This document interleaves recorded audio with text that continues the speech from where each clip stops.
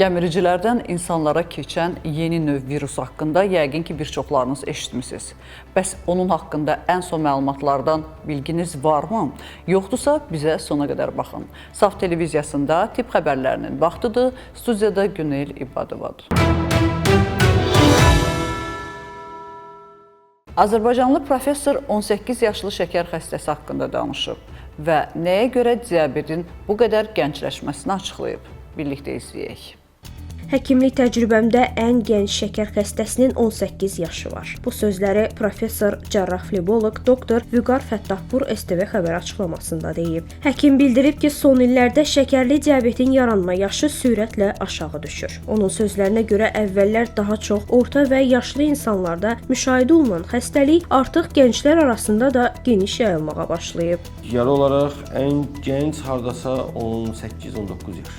Birinci tip şəkər xəstəliyi, çünki bəzi insanlar var, onlar doğumdan şəkərli diabetlə doğulurlar və şəkər doğru kontrol olunmadığı halda təbii ki, bu vəziyyət elə bir gənc yaşlarda, yəni əslində bu şəkərli diabetlə doğulubsa 17-18 yaş cavan görsən, cavan az yaşdır təbii ki bu proses üçün. Amma bu demək ki, o pasiyentin 17-18 ildir şəkərli diabeti var, stajı var. Bu durumlar kontrolsuz və davamlı müəyyən bir stajı olan diabetli xəstələrdə baş verir.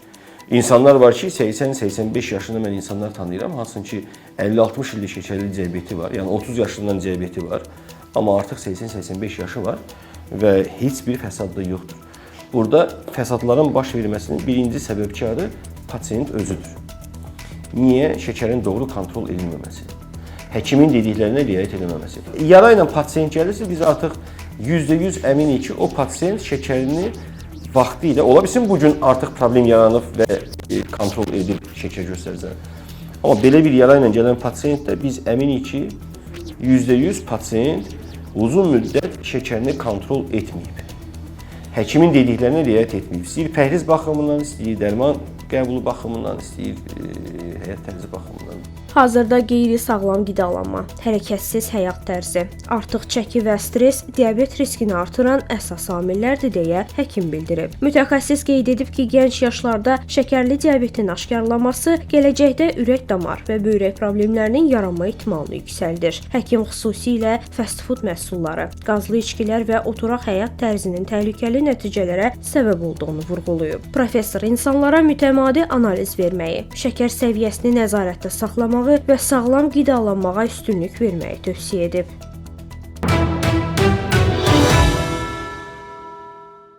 Qadınların aylıq menstrual qanından ürək hüceyrələri hazırlanacaq. Bu artıq elmi təsdiqlənib və çox güman ki, məhz bu qandan istifadə edilərək bir çox insanların həyatına, yaşamağına stimul olan, dəstək olan hüceyrələr düzəldiləcək. Baxaq. Menstruasiya qanında ürək hüceyrələri yetişdirildi. Alimlər menstruasiya qanında olan xüsusi kök hüceyrələrinin gələcəkdə ürək toxumasının bərpasında istifadə olunacağını bildirib. Araşdırmalar göstərib ki, menstruasiya qanında yerləşən endometrial mezenkimal kök hüceyrələr sürətlə çoxalma qabiliyyətinə malikdir və laboratoriya şəraitində müxtəlif hüceyrələrə çevrilir. Amerika Birləşmiş Ştatlarının Texas Universitetinin tədqiqatçısı Ciabauli tərəfindən aparılan araşdırmada menstruasiya qanından əldə edilən hüceyrələrdən ürək kəzələsi hüceyrələri yetişdirilib. Daha sonra 3D bioprint texnologiyası vasitəsilə ürək toxumasına bənzər struktur hazırlanıb. Tədqiqatlar göstərib ki, bu hüceyrələr infarktdan sonra yaranan çapıq toxumasını azaltmağa və ürəyin fəaliyyətini yaxşılaşdırmağa kömək edir. Mütəxəssislər qeyd edir ki, bu üsulun əsas üstünlüklərindən biri hüceyrələrin ağrısız və qeyri-invaziv şəkildə əldə olunmasıdır. Bundan əlavə, metod etik mübahisələr yaratmır və gələcəkdə insanın öz hüceyrələrinin yenidən ona köçürülməsi imkanını yaradır. Hazırda tədqiqatın böyük hissəsi laboratoriya və heyvan modellərində aparılır.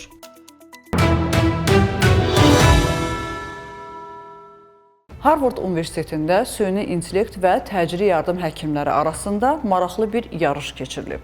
Nəticələr həqiqətən də çox maraqlıdır. Məsələ burasındadır ki, təcili yardım həkimlərinin qoyduğu diaqnozla süni intellektin diaqnozu üst-üstə düşüb və hətta iki həkimdən daha tez diaqnoz qoymaqda müvəffəq olub. Süni intellekt bununla sübut eləyir ki, gələcəkdə təcili yardımda pasientləri qəbul edə və diaqnoz qoya bilər. Amma bunlar həkim nəzarətsiz mümkün olacaqmı? Düşünürəm ki, əsla.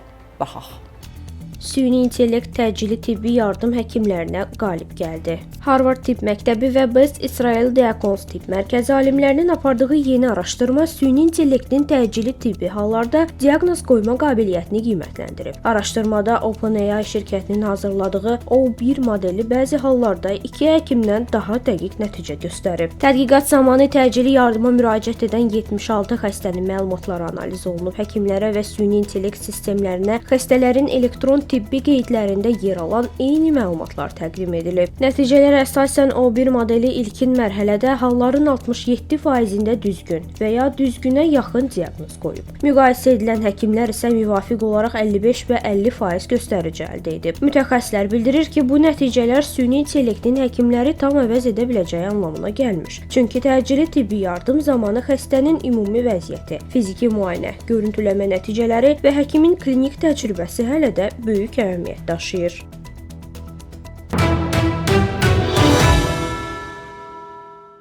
Dünya şöhrətli brendlərin bir çoxlarının məhkəmə işləri var.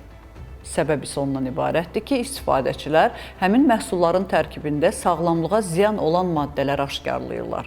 Bəs bu təhlükəli maddələr hansılardır və nəyə görə hər hansı bir qida məhsulu alanda mütləq şəkildə onun tərkibini oxumalıyıq, öyrənməliyik və orada bizə anlaşılmayan, elmi dildə olan sözləri ən azından Google-da və yaxud da ChatGPT-də yazıb özümüz üçün müəyyən eləməliyik ki, biz nə yeyirik?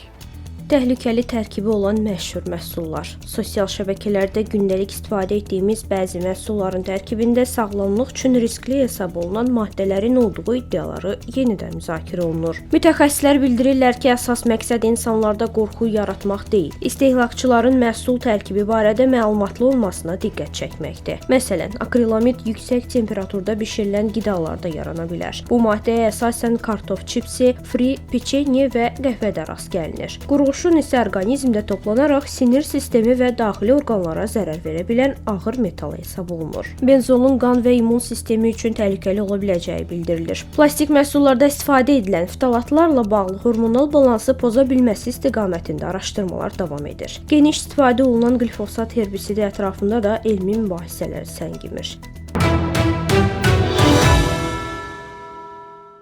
Hantavirus. Yəqin ki, bu sözü artıq tez-tez eşidəcəksiniz. Məsələ burasındadır ki, gəmiricilərdən insanlara keçən bu virusun nəticəsində artıq 3 nəfər həyatını itirib və onlarla insanın həyatı təhlükədədir.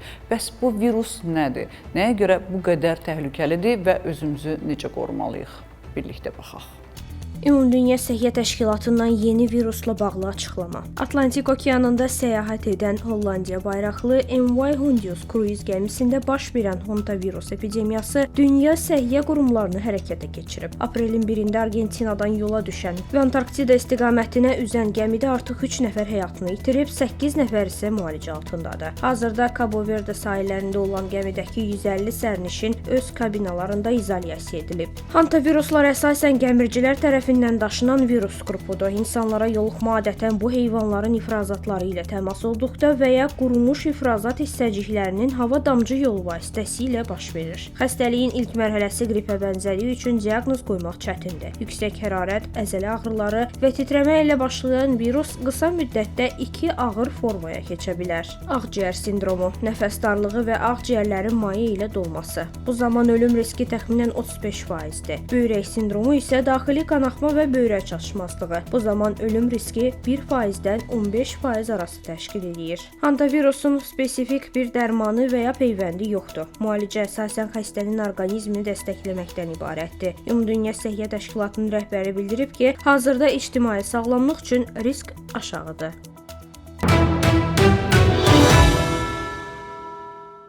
Bugün olan səhiyyə xəbərlərimiz bu qədər. Dünyada və ölkədə baş verən ən vacib tibb xəbərlərini bizdən izləyin. Unutmayın, bilmək hər zaman bir addım öndə olmaq deməkdir. Özünüzü və doğmalarınızı qoruyun. Sağ olun, salamat qalın.